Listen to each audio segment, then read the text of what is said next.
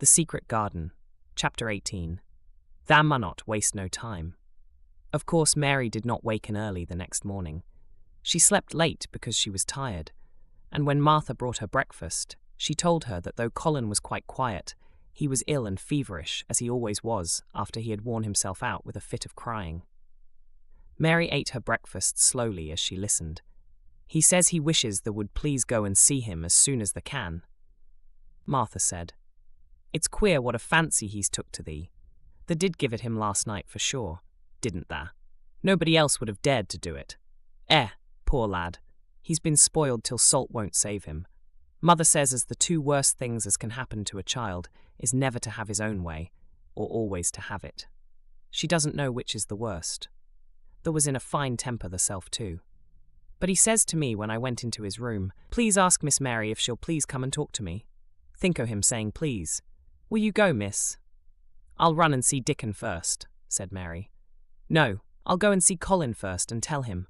I know what I'll tell him, with a sudden inspiration. She had her hat on when she appeared in Colin's room, and for a second he looked disappointed. He was in bed. His face was pitifully white, and there were dark circles round his eyes. I'm glad you came, he said. My head aches, and I ache all over, because I'm so tired. Are you going somewhere? Mary went and leaned against his bed. I won't be long, she said. I'm going to Dickon, but I'll come back. Colin, it's something about the garden. His whole face brightened, and a little colour came into it. Oh, is it? He cried out. I dreamed about it all night. I heard you say something about grey changing into green, and I dreamed I was standing in a place all filled with trembling little green leaves, and there were birds on nests everywhere, and they looked so soft and still. I'll lie and think about it until you come back. In 5 minutes, Mary was with Dickon in their garden. The fox and the crow were with him again, and this time he had brought 2 tame squirrels. I came over on the pony this morning, he said. He is a good little chap. Jump is. I brought these 2 in my pockets. This here one, he's called Nut, and this here other one's called Shell. When he said Nut, one squirrel leaped onto his right shoulder, and when he said Shell, the other one leaped onto his left shoulder. When they sat down on the grass with Captain curled at their feet, Soot solemnly listening on a tree, and Nut and Shell nosing about close to them, it seemed to Mary that it would be scarcely bearable to leave such delightfulness. But when she began to tell her story somehow, the look in Dickon's funny face gradually changed her mind. She could see he felt sorrier for Colin than she did. He looked up at the sky and all about him. Just listen to them birds. The world seems full of 'em, all whistling and piping, he said. Look at 'em darting about, and hearken at 'em calling to each other. Come springtime, seems like as if all the world's calling. The leaves is uncurling, so you can see 'em, and, my word, the nice smells there is about, sniffing with his happy turned-up nose. And that poor lad lying shut up and seeing so little that he gets to thinking o' things as sets him screaming. We mun get him out here. We mun get him watching and listening and sniffing up the air and get him just soaked through with sunshine. And we munnot lose no time about it. When he was very much interested, he often spoke quite broad Yorkshire, though at other times he tried to modify his dialect so that Mary could better understand. But she loved his broad Yorkshire, and had in fact been trying to learn to speak it herself. So she spoke a little now. Aye, that we mun, she said, which meant, yes, indeed, we must. I'll tell thee what us'll do first, she proceeded, and Dickon grinned, because when the little wench tried to twist her tongue into speaking Yorkshire, it amused him very much. He's took a gradely fancy to thee. He wants to see thee, and he wants to see Soot and Captain. When I go back to the house to talk to him, I'll ax him if they canna come and see him tomorrow morning, and bring the creatures with thee. And then, in a bit, when there's more leaves out, and happen a bud or 2, we'll get him to come out, and thou shall push him in his chair, and we'll bring him here and show him everything. When she stopped, she was quite proud of herself. She had never made a long speech in Yorkshire before, and she had remembered very well. Thou mun talk a bit o' Yorkshire like that to Mester Colin, Dickon chuckled. Thou'll make him laugh, and there's nowt as good for ill folk as laughin' is. Mother says she believes as half a hour's good laugh every morning 'ud cure a chap as was making ready for typhus fever. I'm going to talk Yorkshire to him this very day, said Mary, chuckling herself. The garden had reached the time when every day and every night it seemed as if magicians were passing through it, drawing loveliness out of the earth and the boughs with wands. It was hard to go away and leave it all, particularly as Nut had actually crept on to her dress, and Shell had scrambled down the trunk of the apple tree they sat under and stayed there looking at her with inquiring eyes. But she went back to the house, and when she sat down close to Colin's bed, he began to sniff as Dickon did, though not in such an experienced way. "You smell like flowers and fresh things," he cried out quite joyously. "What is it you smell of? It's cool and warm and sweet all at the same time." "It's the wind from the moor," said Mary. "It comes sitting on the grass under a tree with Dickon and with Captain and Soot and Nut and Shell. It's the springtime and out o' doors and sunshine as smells so gradely." She said it as broadly as she could, and you do not know how broadly Yorkshire sounds until you have heard someone speak it. Colin began to laugh. "What are you doing?" he said. "I never heard you talk like that before. How funny it sounds." "I'm giving thee a bit of Yorkshire," answered Mary triumphantly. "I canna talk as gradely as Dickon and Martha can, but thou sees I can shape a bit. Doesn't thou understand a bit of Yorkshire when thou hears it? And the Yorkshire lad thysel bred and born. I wonder thou'rt not ashamed of thy face." And then she began to laugh too, and they both laughed until they could not stop themselves, and they laughed until the room echoed, and Mrs. Medlock, opening the door to come in, drew back into the corridor and stood listening amazed.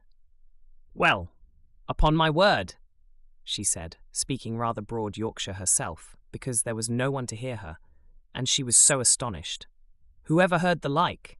Whoever on earth would have thought it?" There was so much to talk about. It seemed as if Colin could never hear enough of Dickon and Captain and Soot and Nut and Shell and the pony whose name was Jump. Mary had run round into the wood with Dickon to see Jump. He was a tiny little shaggy moor pony, with thick locks hanging over his eyes, and with a pretty face and a nuzzling velvet nose.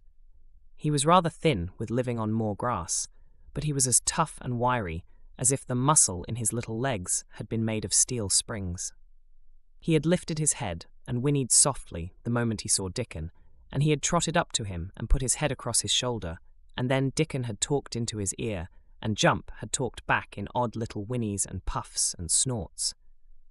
Dickon had made him give Mary his small front hoof and kiss her on her cheek with his velvet muzzle.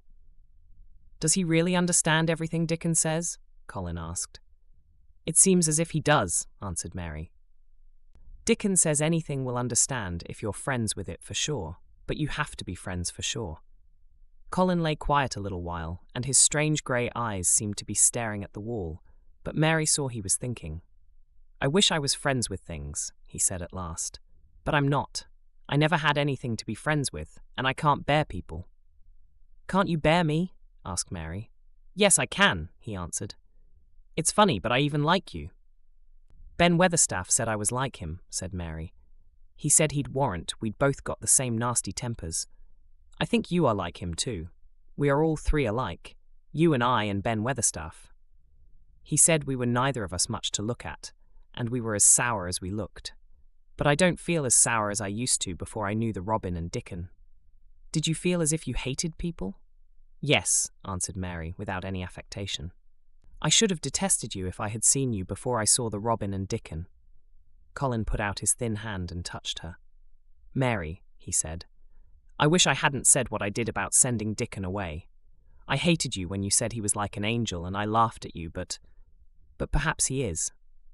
"Well, it was rather funny to say it," she admitted frankly, "because his nose does turn up, and he has a big mouth, and his clothes have patches all over them, and he talks broad Yorkshire. But if an angel did come to Yorkshire and live on the moor, if there was a Yorkshire angel, I believe he'd understand the green things and know how to make them grow, and he would know how to talk to the wild creatures as Dickon does, and they'd know he was friends for sure." "I shouldn't mind Dickon looking at me," said Colin. "I want to see him." "I'm glad you said that," answered Mary, because, quite suddenly, it came into her mind that this was the minute to tell him. Colin knew something new was coming. Because what? He cried eagerly. Mary was so anxious that she got up from her stool and came to him and caught hold of both his hands. Can I trust you? I trusted Dickon, because birds trusted him.